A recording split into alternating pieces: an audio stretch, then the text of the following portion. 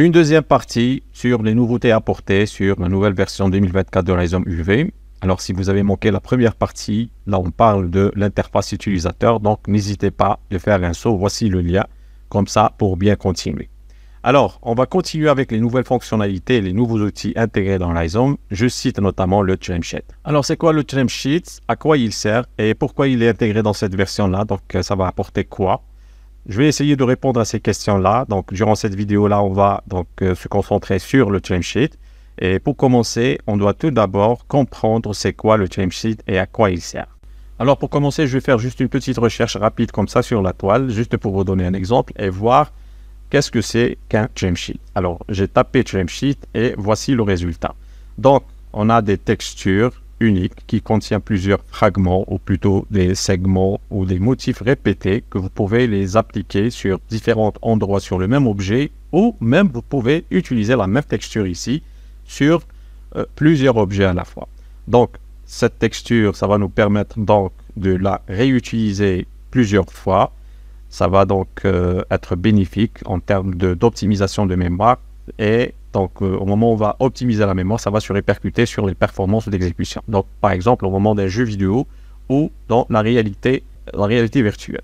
Alors comme vous pouvez voir, donc on revient ici, donc comme vous pouvez voir, chaque fragment ici de ce Trimsheet peut être donc utilisé pour texturer différentes parties du modèle 3D comme les bords ici, les coins, les surfaces plates, etc., etc. Le workflow est largement utilisé par les développeurs de jeux vidéo, particulièrement par les artistes spécialisés en termes donc, de texture et du mapping, surtout pour la texturation et le mapping des environnements.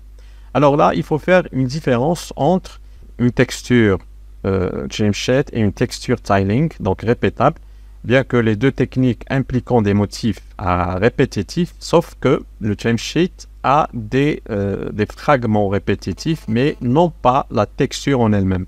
Parce que la texture tiling en elle-même, c'est elle qui va être répétée sur l'ensemble. Par exemple, un terrain avec du gazon dans les anciens jeux, donc on peut apercevoir la répétition des textures. Mais avec le Trimsheet, donc on peut voir l'ensemble des textures, mais on ne peut pas apercevoir la répétition parce que ça va être placé de manière, on va dire, intelligente et cohérente. Alors pour simplifier un petit peu les choses, voici un schéma que je viens de créer, donc juste pour avoir une vue d'ensemble. Alors au final, la création d'une Trimsheet ou d'un Trimsheet, c'est de créer une texture sur laquelle on peut trouver donc des fragments et des textures, des mini-textures qu'on peut les utiliser, les réutiliser sur plusieurs modèles et plusieurs endroits à la fois. Alors, voici une vue d'ensemble, comment donc le workflow passe pour la création d'une texture Trimsheet.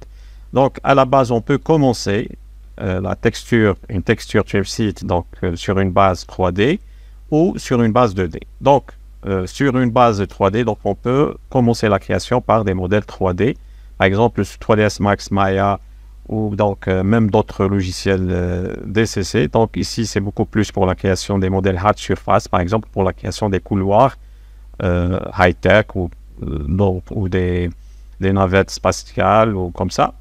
Ici c'est beaucoup plus pour la création de pierres, des bois, par exemple pour des temples, etc. Donc ici, c'est des modèles qu'on va les créer sous ZBrush. Et après, donc on va faire du baking et l'application de texture sous Substance Painter. Donc ici, à l'ancienne méthode sous Photoshop, donc c'est en peignant, ou par exemple maintenant avec Substance Designer, là on peut créer donc diverses textures, donc du normal map, diffuse, donc etc., etc.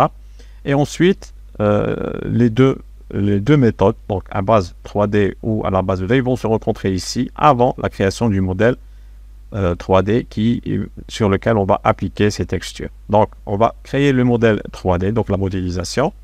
Et après la modélisation, on va ensuite adapter les UVW de ces modèles-là pour qu'elles puissent s'adapter avec les textures qu'on vient de créer ici. Donc, après l'adaptation, on va appliquer les textures et ensuite donc utiliser et réutiliser ces textures pour d'autres modèles.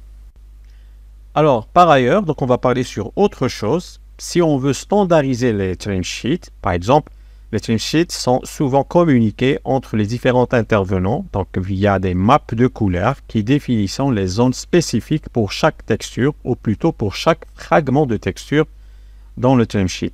Alors pour mieux comprendre, ces maps sont souvent des gabarits, donc ce sont d'autres maps, donc c'est d'autres textures, ou plutôt c'est des informations, c'est des gabarits ou des templates prédéfinis par les clients ou pour le chef du projet.